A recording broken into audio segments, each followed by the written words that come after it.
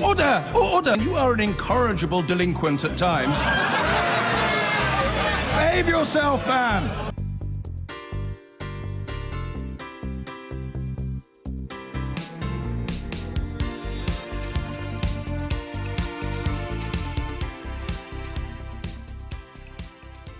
Now, Theresa May took her cabinet on an away day to the northeast this morning, to Gateshead, billed as showing the government's commitment to regional development.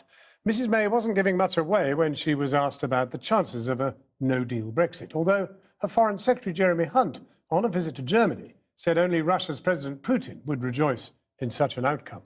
Our business editor, Siobhan Kennedy, has this report. The Prime Minister's always been clear what she wants out of negotiations with Europe, but a new picture is emerging. At this industrial sticker manufacturer in Gateshead, the boss says she's worried by how quickly the conversation has turned from free trade to something altogether less friendly. It's crazy. I think at the moment the media, everything is just so full of the hard Brexit, but the real detail and the nitty-gritty of what exactly that involves is very vague. And for you, you're a big exporter to Europe, so there would be an impact. Yeah, we're a big exporter into Europe, but we also import our raw materials from Europe, so we have a double whammy, a double impact for us. 70% of what's made here is exported. If there is a no deal, though, she says she'll have to expand the business on the continent, maybe a factory in France, not the northeast. Now we're talking about a hard Brexit. I now have to look and consider whether that should be growth in Europe or India or somewhere else, and not in the northeast, which is obviously not something that I would like. Dealing with minefields, real ones, not the Brexit ones, are what this defence firm up the road specialises in. On a cabinet visit to the northeast, Theresa May negotiated her way around questions from workers. Is it inevitable that there'll be a no-deal Brexit, or will you have time to table and take a new deal out to negotiate? Well, my aim is to bring forward a deal that Parliament will support, because it'll be a good deal for the United Kingdom. Now, obviously, we're going into a negotiation. We're making sure that we're prepared for no deal, and government is stepping up its preparations for no deal, because it only makes sense to be prepared for all contingencies. The Prime Minister's been selling her Brexit plan to these workers here, but she also made no bones about the fact that her government is stepping up preparations for a no deal, and that will have a massive impact on this area.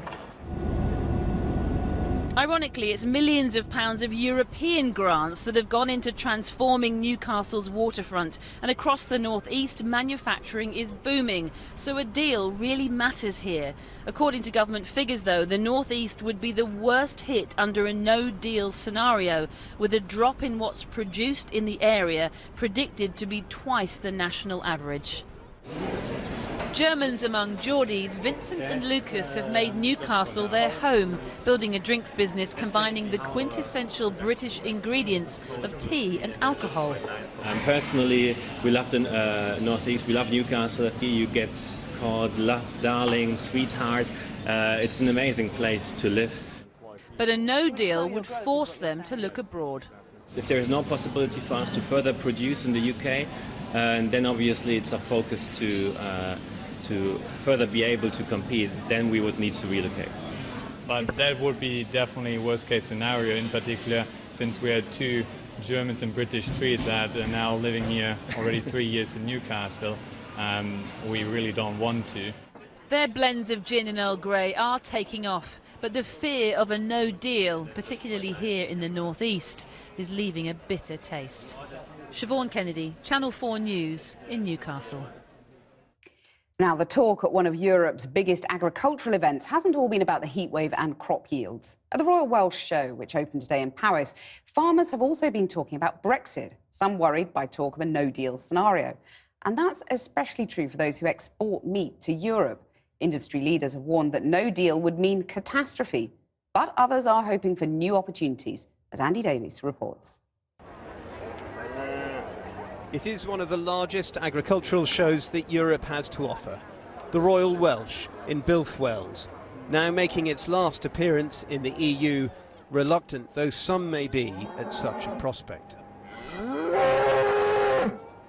If ever there was an industry woven into the fabric of the European Union, then perhaps it is this one. So what happens next for farming in the UK has been a huge talking point here today. Now, I give a cautious welcome to the Chequers Agreement. It moves to a position that we think is a better position, and now it's all starting to unravel. In a packed tent, Carwyn Jones, the First Minister of Wales, set the tone.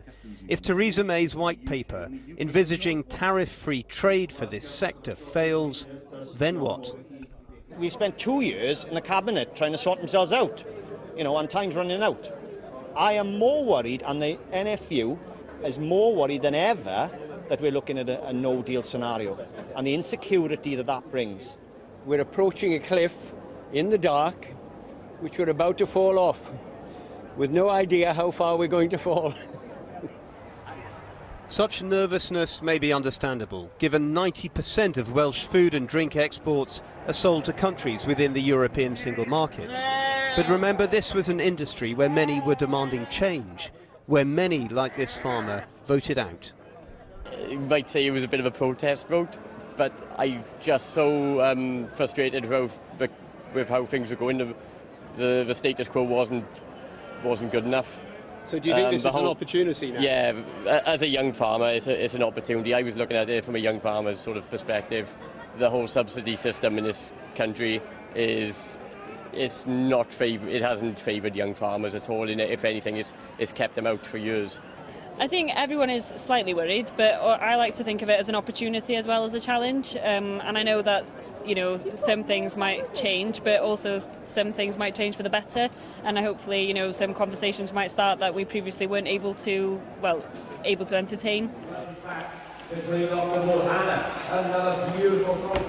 Such as imagine what you could do when stripped of the often maligned structures of the EU's common agricultural policy. A unique opportunity for reform is how many see it. Albeit yet to resolve, seemingly, the question politicians like Carwyn Jones keep asking. Namely, will the UK government, post-Brexit, give Welsh farmers the same amount of support payments as the EU has? Do you think you're going to get that from the UK government? If we don't get the money that was promised from the UK government, farming is going to get destroyed in Wales, because the promise was Wales will not lose out a single penny in funding. Is that promise going to be kept or not? If it's going to be kept, fine, we can make sure that Welsh farmers are not disadvantaged, but the people who pushed Brexit have now to stand up and keep their promises. The UK government has previously said the current level of subsidies will be maintained until at least 2022. After that, will be subject to discussions. The Royal Welsh, so full of tradition and ritual, and yet so laced this time with uncertainty as to what comes next for its industry.